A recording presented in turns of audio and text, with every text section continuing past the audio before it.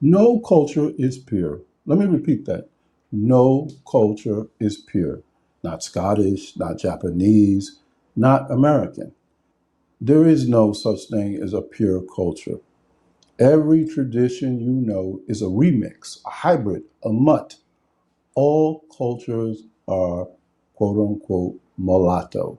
And yet, people cling to purity like it's sacred. Why?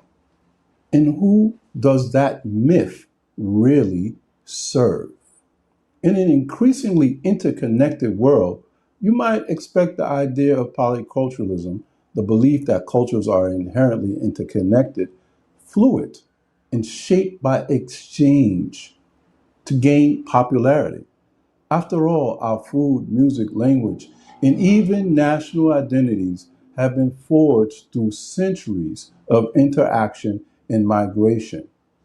Yet, what we see instead is the rise of purity politics, calls to protect our culture, close the borders, return to traditional values, and make the nation great again. Across the globe, purity narratives have proven emotionally powerful and politically effective.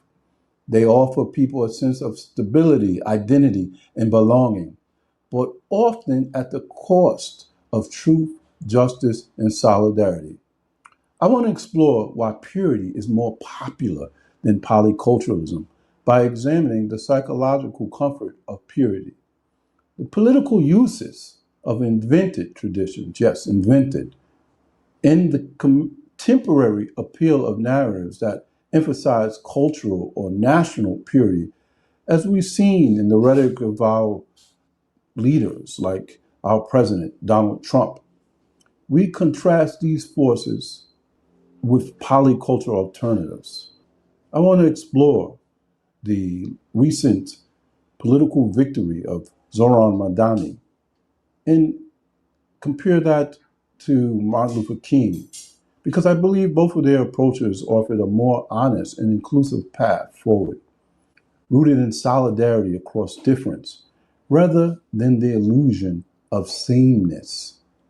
At its core, the idea of purity is emotionally satisfying. It draws clear lines between who belongs and who doesn't. It promises clarity in a world of uncertainty.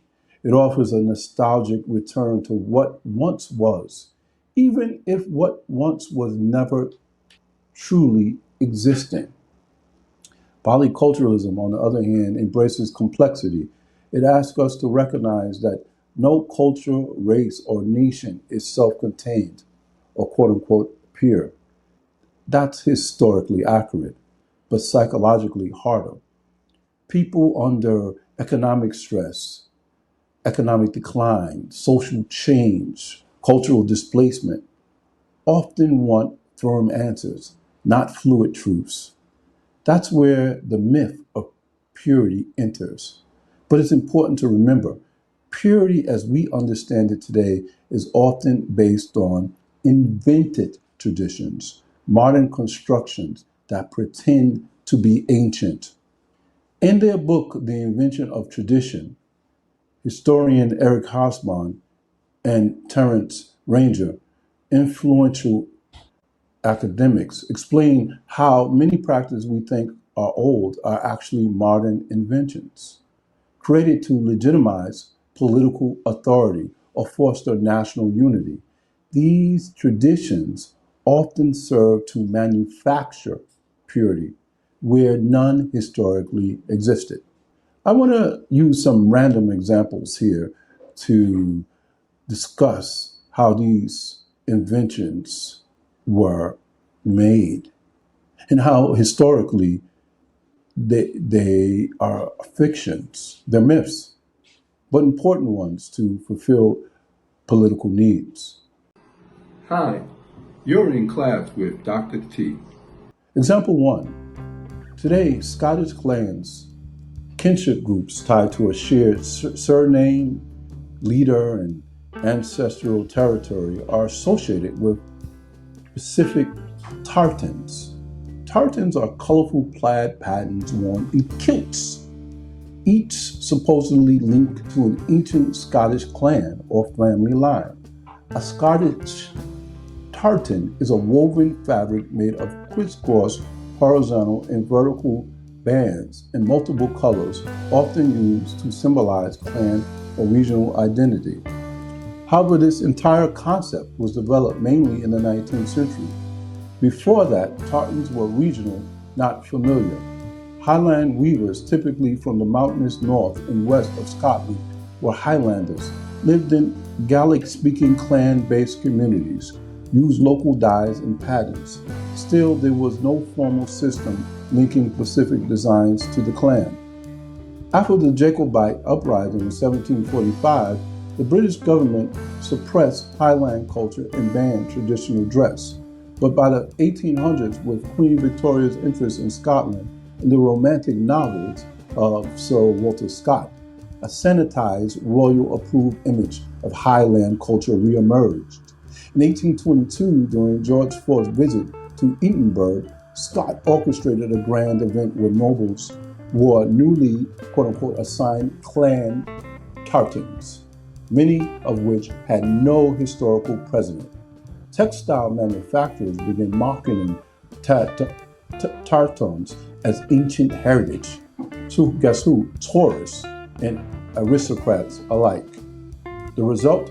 A powerful myth of pure Scottish identity, designed not by clans, but by the British Empire to unify, neutralize rebellion, and sell a picturesque image of loyalty, right? So these tartans were used to maintain certain myths, and these myths were important for political purposes. Example 2, Bushido. Bushidos conjures up images of samurai honor, loyalty, and stoic death. It feels ancient, but this vision of Bushido was systemized during Japan's modernization and militarization in the late 19th century, early 20th century, known as the Meiji Restoration. During the Tokugawa period, which lasted roughly from 1603 to 1868, Japan was largely at peace. Samurai became bureaucrats and tax collectors, not warriors. They often acted in ways that contradicted the idealized code later associated with them. The romanticized Bushido was heavily influenced by Enzio Nitobe's 1900 book, Bushido, The Soul of Japan, which was written in English for Western audiences. His version fused Confucian ethics, Christian morality, and Western chivalry to create a model of national character. This ideal was later adopted by Japan's military government as a tool of social control. During World War II, Bushido was taught in schools and used to justify kamikaze missions and refusal to surrender, framing death for the emperor as noble sacrifice. What had once been a flexible social role became a rigid purity code created for nationalism, discipline, and war. The third example is the Founding Fathers. This is certainly a myth-making in American memory. As many of us know, in the U.S., the myth of the Founding Fathers presents them as flawless champions of liberty who created a pure, Christian, freedom-loving nation. This sanitized story is politically useful, but historically false. Yes, the founding generation spoke of liberty, but many of them were enslavers. The Constitution protected slavery through the Three-Fifths Compromise and the Fugitive Slave Clause. The new republic was built on indigenous dispossession, racial exclusion, and deep class divides. For example, we talk of democracy in the United States, but in early U.S. history, voting was limited for white males. The myth of a pure founding was especially amplified during the 20th century in response to the civil rights movement, feminism, and quote-unquote socialist politics. The expression under God was added to the Pledge of Allegiance only in 1954. Textbooks were rewritten to glorify the founders and whitewash slavery. This narrative told Americans that anything challenging the status quo, civil rights, gender equality, the stories of immigrants, anti-war protests, was a threat to the country's original values. In truth, these values have always been contested from the beginning. Our history is a messy one in which competing ideas have always been at its core. Therefore, the emotional appeal of purity is not just historical, it is deeply political. Few modern leaders have welded the purity myth as effectively as our President Donald Trump. Trump's campaign slogan, "Make America Great Again," evoked a pure past, one that reminds us of quote-unquote whiter America, a more Christian one where males had natural domination. His platform attacked immigration, multiculturalism, even the teaching of U.S. history that acknowledged racism. His appeal lay in providing a clear enemy: immigrants, Muslims, the quote-unquote woke left, and anyone seen as undermining a pure American identity. But here's a deeper truth. Trump's purity rhetoric distracted people from the real causes of their pain, and their pain is real. Deindustrialization, wage stagnation, and crumbling public services. While blaming outsiders, Trump passed massive tax cuts that benefited primarily the wealthy. He gutted environmental protections and weakened workers' rights. For many working and middle-class Americans, especially those who identified as victims of economic stagnation, being overwhelmed by other ethnic groups in the mass migration and immigration of this quote-unquote woke politics. The Trump rhetoric and his form of politics was very appealing. Zohran Mamdani, a Ugandan Indian American and Democrat legislator from New York, Queens specifically, offers one of the clearest examples today of how polyculturalism, from a political perspective that is, can become a strategy for building political power.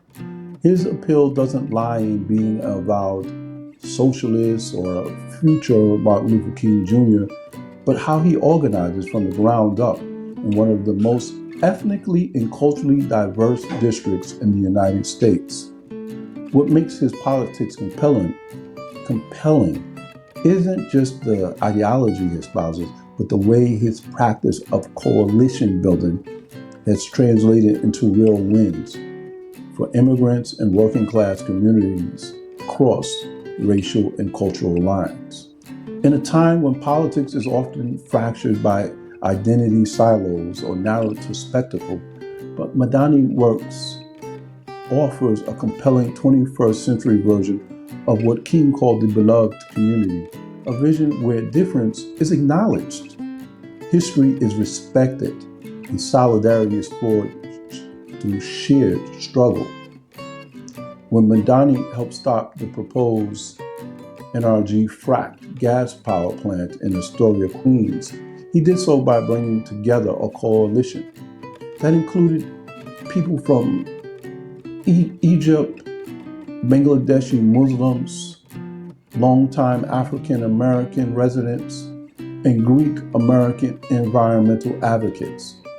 These groups may not share the same language, culture, or religion, but they shared a zip code and looming environmental threat. His support for the Taxi Worker Alliance, another example, made up largely of South Asian and West African drivers, was not symbolic. It involved participating in a hunger strike, challenging Eric Adams, and demanding debt relief in a campaign that combined labor justice, immigration solidarity, and different quote unquote racial backgrounds. This is not the kind of politics that tries to smooth over differences or ask people to assimilate. It's not colorblind. It's not utopian. It's strategic, grounded in the understanding that solidarity is most powerful when it's built through shared struggle, not cultural sameness. There's nothing wrong with being different. Martin Luther King Jr., especially in the final years of his life, moved toward this same kind of coalition politics in organizing the 1968 Poor People's Campaign. King brought together black sharecroppers from the Mississippi Delta, white Appalachian miners, Chicano farm workers from California, and Native American activists. His vision of the beloved community was not sentimental, it was powerful and concrete. He saw that economic exploitation crossed racial lines, that only a united front could challenge the structural roots of poverty and racism. Polyculturalism at the heart of both Madani and King's work is not about erasing difference, it's about building bridges across it. It means knowing that our musical art forms, whether it's hip hop that was born in the Bronx through the collaboration of African Americans, Puerto Ricans, West Indians, and other ethnic groups as well. It means recognizing that a Bengali Muslim tenant and a Haitian nursing aide may not speak the same language, but both navigate a housing market rigged against them. And they organize together to change it. Going back to a musical reference, whether it's jazz, funk, and soul, they did not emerge from cultural isolation, but from collision, borrowing, and improvisation.